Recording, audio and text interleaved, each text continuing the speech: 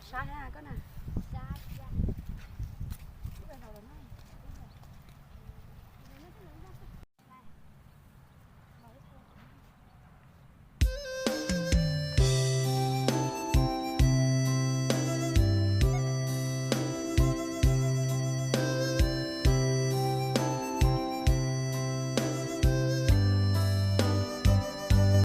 Này có tao mua ăn đâu nè. Quê tao mua nè. Ê có chỉ xả tiền có ăn thường thôi rồi. Quê thì hiện có ai chúng mình đặt thả đi à.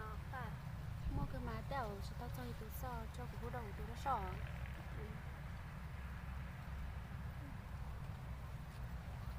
Alo. Có nhóc ở tên à? Có một cái tôi nói kìa. Anh nhắm à, tôi ta chỉ nói à. Đi từ tôi ta chỉ nói là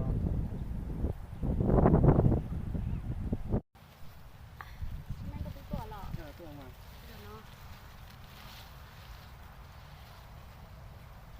ba chạy nó cũng chạy con này à. Bây giờ tụi tôi có nhiều máy để trả tôi chỉ là bây giờ ở bên ngoài tôi chỉ tao chỉ bỏ này nhưng mà cái dạng nếu tôi chỉ để sao? Nói có đúng không? Đây là tôi cho bé một xíu. Bay này.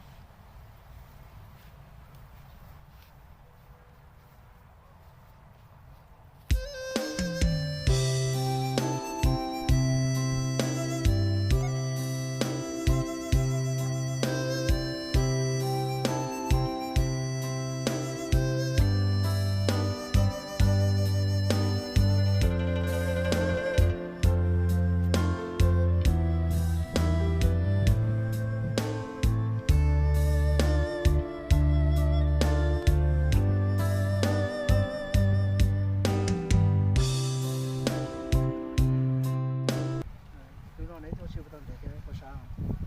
Tôi chỉ tao đấy mà. Tôi chỉ sáng kìa. Hai cái nói đi trong nó là tôi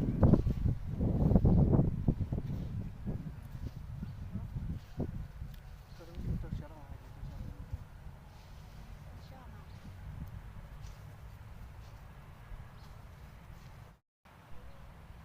cái sáu cái tiền là biết rồi nói thế nào.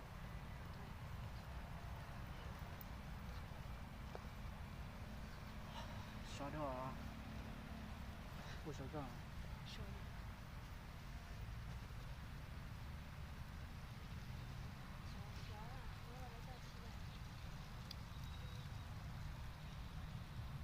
Có chỉ giấu được cái gì có giờ.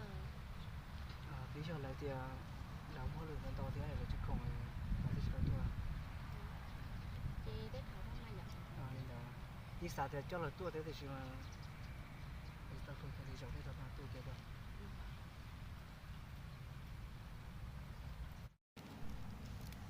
Thì rồi đến nó sọ thì更可以去头。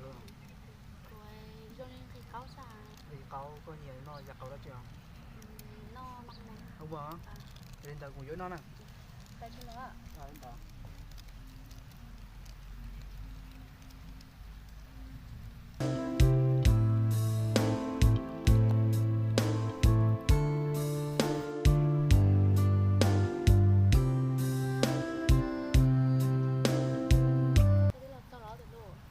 Sao mà?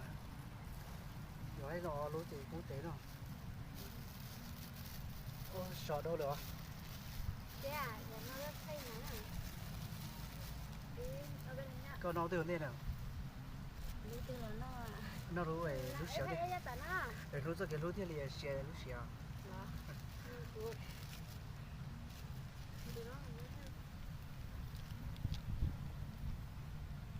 Của nó theo. Giờ nó rất hay nè. Há thì liệu Ở bên này. Thuốc cho lần đó. khá mà. Thế nó cũng có đó.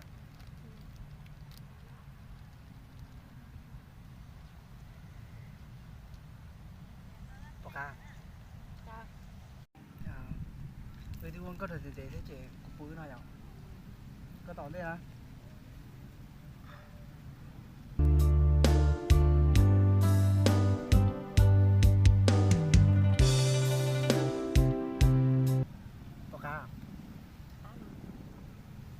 cáo kia nó cái kia rồi à sao có tao nó nhỏ nó để sao vậy giờ mà thì sẽ thì nó hiểu thì bố cũng cho nó cho nó nhớ có muốn xe tiền cho mà cũng mà dùng một xe thì sẽ trái nó ấy có đủ xe thì có trái nữa chỉ muốn nó xe này có mình hay đi tiền á đi tiền ừ cho chúng có cháu luôn á có dạng nha à linh đó cũng mà giới thiệu xin năng giới thiệu của chúng thằng là có gì cũng nhóm tàu có xong mà thì xin mà bỏ tiền muốn đi chỗ tôi được cái nhóm này cho không có đồng xe chỉ là nha yeah không có gì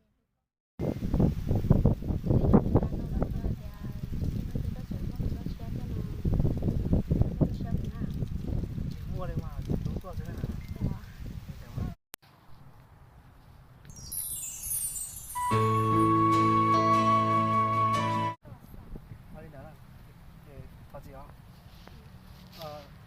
đúng không? Tao cho, cho nên cụ thể bảo có sao? Ba tu cũng gì nào? Chủ xe tao bảo có. Giờ thì mua xe nó, tôi mua ấy, họ có tôi lấy stone lại này, đi chăng?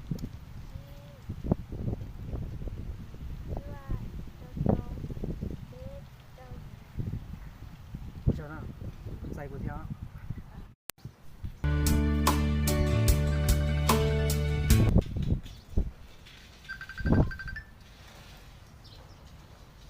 Hello bạn hả? Không à?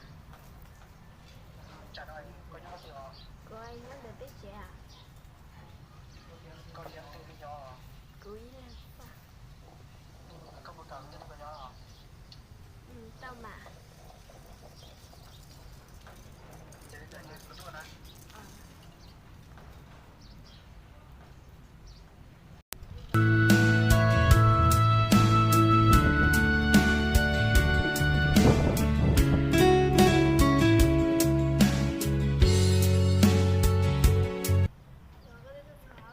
Chờ mà.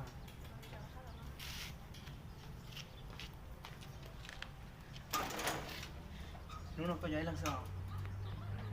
Có điểm này. Lại tay tết à? Nếu như của chị nhà bạn không có về trả nó, Cũng bên của máy nè. của mày xem món gì không? Xem không sure. Giờ muốn xong rồi, bây giờ xem lúa tiền này, Xem lúc thì ha. lúa tiền á, Như nó xem nó chả. bây giờ xem cái nào, tôi mua cho có rừng cao luôn à? Ô sao hành đó có đi thảo được cái gì này? Chỉ giờ là đúng tới, cái mua xe phân chỉ có nhìn nhận có việc tiền, tuy nhiên có sẽ báo đó bên nó sẽ không? Nó đi mình tới. Ê, cũng như chị ta bảo. Chỉ tao trả là cụ thể như có nè, Có đi thảo được cái gì này của chị sai coi cũng thảo được cái gì đó. thì cụ thể có là cụ giờ chụp bố được báo có, thì anh những cái gì có sẽ báo thì chụp tấm bằng là chân của nó, Lần này tôi sẽ thảo cả này. chụp tấm bằng là chân của nó, bây giờ cụ nhiều có hàng là, thì như vậy aussi à?